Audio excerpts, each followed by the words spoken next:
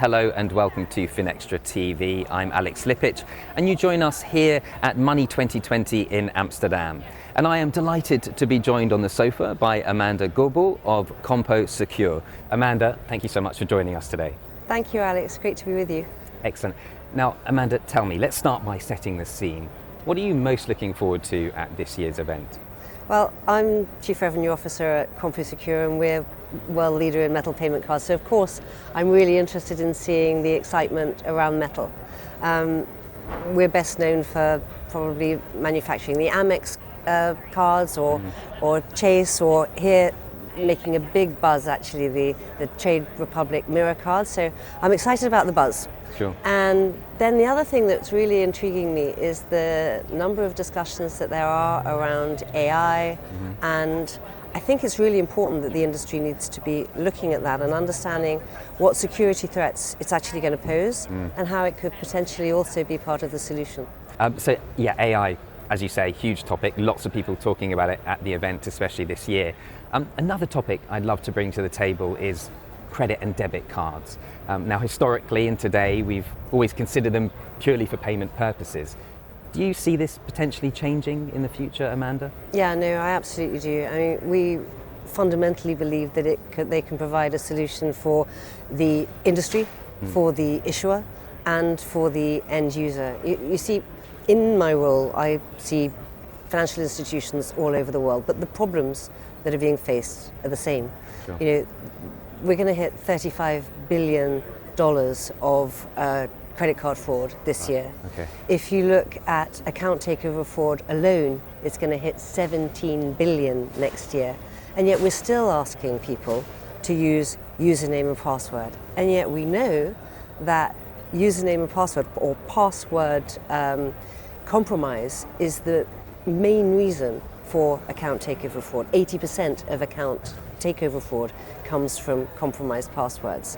So we really have to find a solution to that. We know that passwords are vulnerable. They're vulnerable to social engineering. They're vulnerable to AI. Sure. They're vulnerable to, just people putting them on a piece of paper and hiding them under their desk. Just really bad hygiene.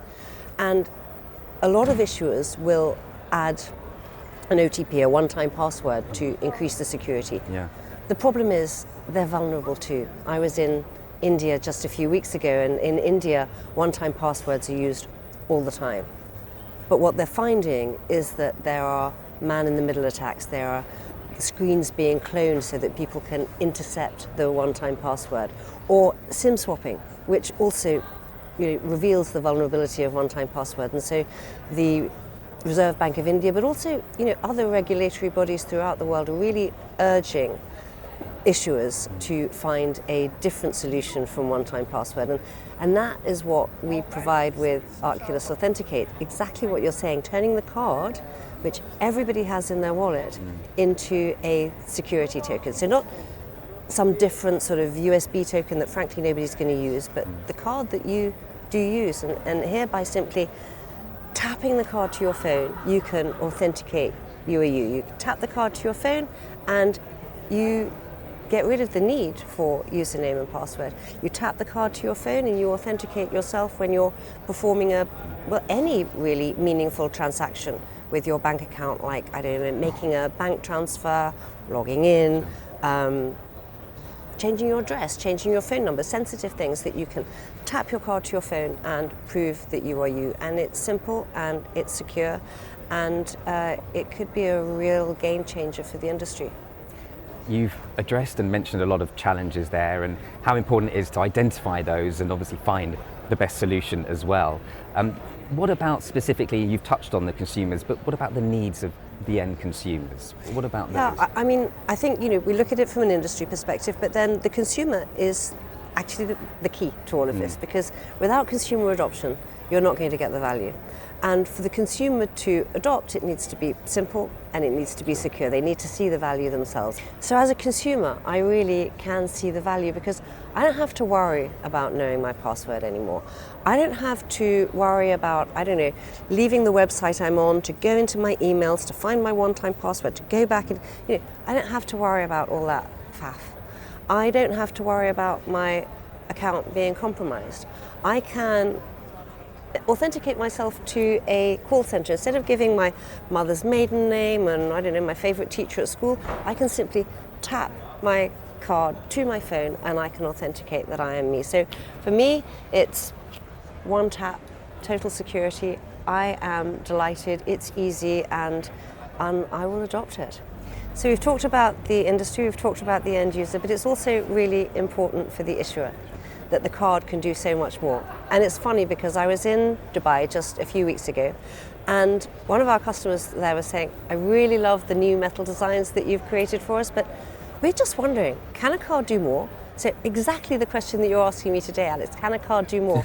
And the answer, of course, is yes, because for them, for the issuer, they can provide a better customer experience for their customer and at the same time reduce fraud. So for them, they can provide a card which will allow their end users to tap to authenticate. They will ask them to do something really simple, which is tap the card to their phone. The end user's happy with that, but they get a really highly secure digital signature which really verifies that the person is who they say they are and that they are making that transaction. But it's really interesting because fraud is only part of the story for them. One of the things, and I must admit that we hadn't anticipated this when we created Oculus Authenticate, but our customers are using it as a customer engagement tool. So for example, tap your card to your phone every day this week and you'll get points. Tap your card to your phone Friday at 12 o'clock and you can win tickets to a Taylor Swift concert. Oh, I love that. And so we've discovered that actually they're using it for fraud reduction, but also for that brand recognition and customer experience, and all with just a tap. It sounds great. So what you're doing effectively, you're simplifying the operation for that consumer, but at the same time, improving the security aspect as well. Amanda, thank you ever so much for giving up your time to speak to us. We really do appreciate it. It's lovely to see you, Alex. Thank you very much. Thank you.